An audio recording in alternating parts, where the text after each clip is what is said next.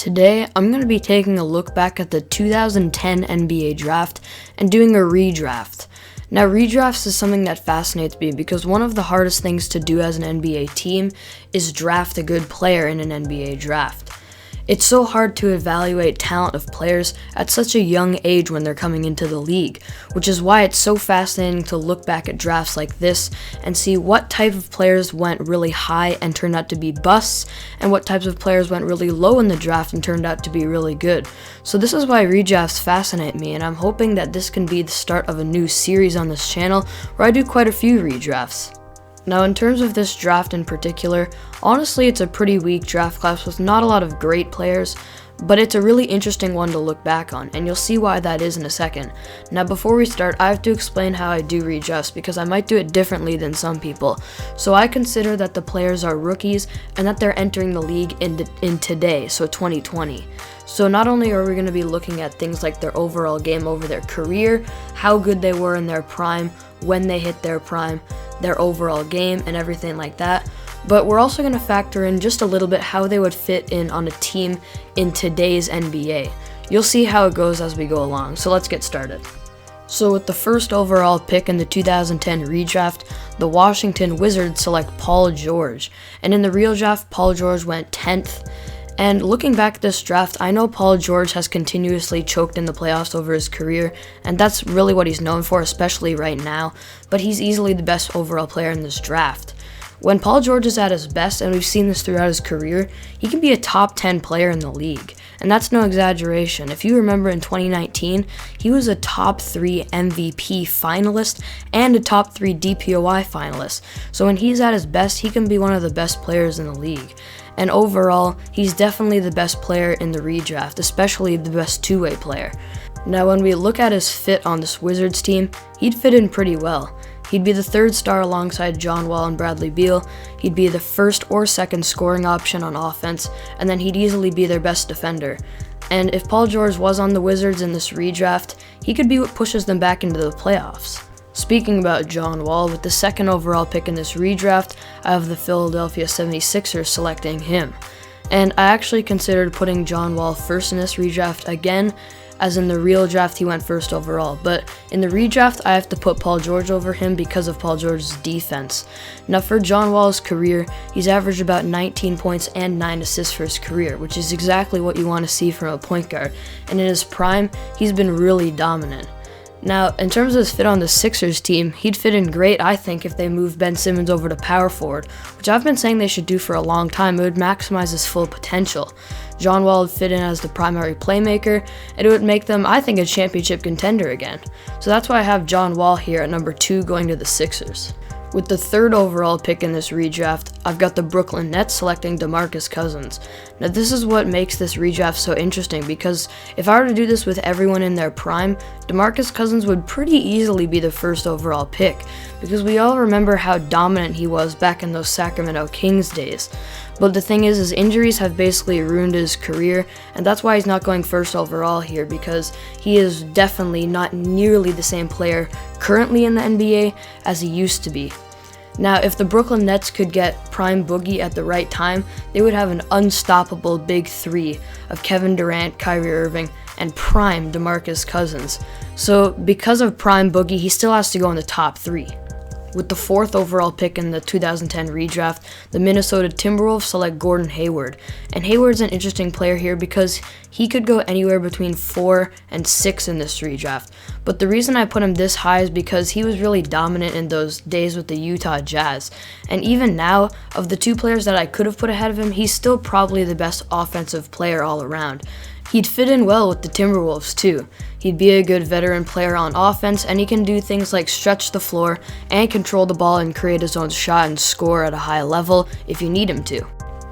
With the 5th overall pick, the Sacramento Kings select Hassan Whiteside, and in the real draft he went 33rd overall, so he's definitely one of the big steals of this draft. He's moving up from 33rd overall all the way to 5th overall. And this is funny because in real life, Hassan Whiteside actually just recently signed with the Sacramento Kings today. So that's pretty funny, and I just think he'll fit in well with this team. They need kind of a traditional big man like him, and in terms of the redraft, For his career, he's put up about 14 points per game and 12 rebounds, and we know how dominant he can be on the glass. There's some questions about his defense sometimes, but he's still a really good shot blocker, and as I mentioned, he can clean the glass better than anyone in the league, maybe other than Andre Drummond, and he's also a really good inside force, so that's why I have him here at 5 going to the Kings.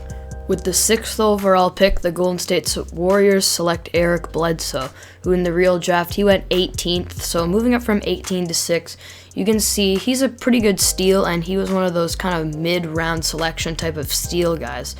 And he's easily the best player available here, so that's why the Warriors are selecting him.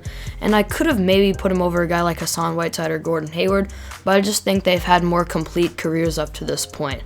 Now, Bledsoe would fit in okay with the Warriors, not great since they already have Steph Curry and Klay Thompson, but he could come off their bench and provide some of the best perimeter defense in the league, pretty good playmaking, and be one of the strongest point guards in the league, which is what they need. With the 7th overall pick in the 2010 redraft, I've got the Pistons selecting Avery Bradley, who's another one of those mid-round type of steal guys from this draft. And what makes him easily the best overall player to select here for the Pistons is his prime years with Boston when he was a great offensive player. Plus, throughout his career, he's consistently been a very good defensive player as well, being a very good perimeter defender, one of the best in the league at that. So that's why I have him going to the Pistons here at number 7. With the 8th overall pick in the redraft, the Clippers are selecting Jeremy Lin, who ends up going down as the best steal in this draft, and you saw me put him in the thumbnail of this video, and it's because he went undrafted, and now he's moving up all the way to 8.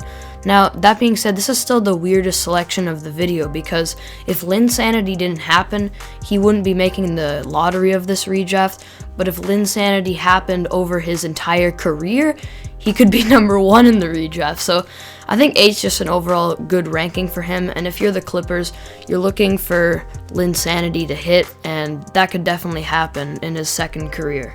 With the 9th overall pick in the redraft, the Utah Jazz are going to be selecting Derrick Favors, which is another really funny one since Derrick Favors has now in real life been on the Jazz once, now he's signed with them again, and now in my opinion he's going to them again in this redraft, so I guess Utah is just the place for Derrick Favors, just like Sacramento is the place for Hassan Whiteside.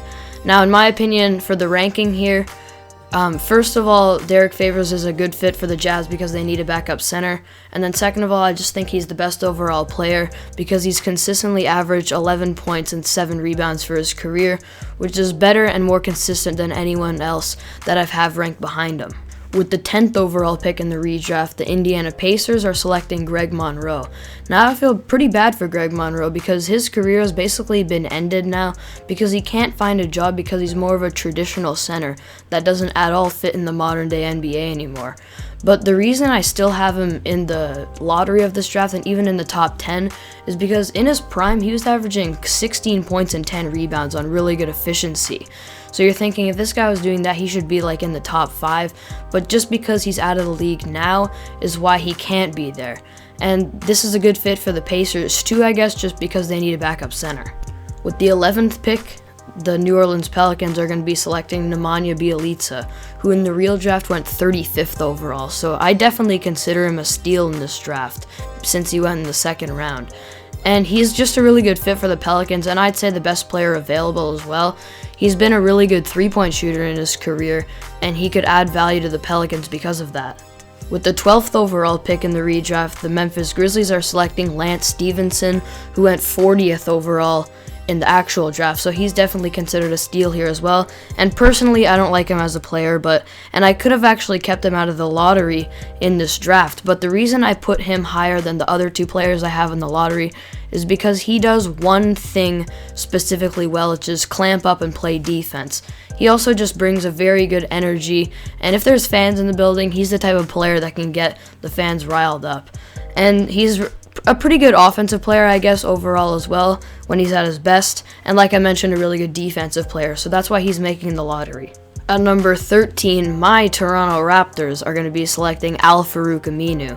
In the real draft, he went 8th overall, so he's dropping a little bit, and he doesn't really do one thing specifically well, but he still brings energy to the court, and he's been a decent role player in his career, and if he was being selected to the Raptors here, he would slide right into their rotation on their bench, and I'd say make a pretty good impact. And lastly, to finish off the lottery, with the 14th overall pick, the Rockets are going to be selecting Patrick Patterson again. Yeah, it's weird, but Patrick Patterson actually went 14th overall in this actual draft too, and he's going there in the redraft, so he hasn't overperformed or underperformed his NBA career. But I guess you could say he's the best overall player here, but the main reason I put him with the Rockets here with the 14th overall pick is because he slightly fits their system since he can stretch the floor. So now that we've finished the lottery, we have my favorite part of the redraft, which is looking, first of all, at some honorable mentions, which I have 2 of. They both went undrafted. The first is Boban Marjanovic. Of course, Boban the GOAT, and I wanted to put him in the lottery because he's just so goated, but I couldn't just because all he does is be tall. And then for Ish Smith, I heavily considered him as a lottery candidate, but he hasn't been consistent enough throughout his career. Now looking at the notable players who missed the lottery, so aka busts, so people that went high in the actual draft that missed in the redraft. So we have the 2nd overall pick, Evan Turner, who was definitely a bust. The 4th overall pick, Wesley Johnson, who quite honestly I've never heard of. Actually, he might have been that guy that got his ankles broken by James Harden. Maybe I can put that up on the screen here. Anyway, and then 6th overall we have my boy Ekpe Udoh. Yeah, never heard of him either. He missed the lottery. He went 6th overall apparently in this draft. So there you have your busts for this draft, who were overshadowed by guys like Paul George, John Wall, and Demarcus Cousins, who made the top 3. So there you have it. That's my redraft of the 2010 NBA draft. As you can see, it's very interesting to look back and just see how different your redraft is than the actual draft itself that happened in 2010. If you enjoyed this video and you want to see me make more redrafts in the future, make sure to leave a like on the video. As always, thank you for watching, and I'll see you guys next video.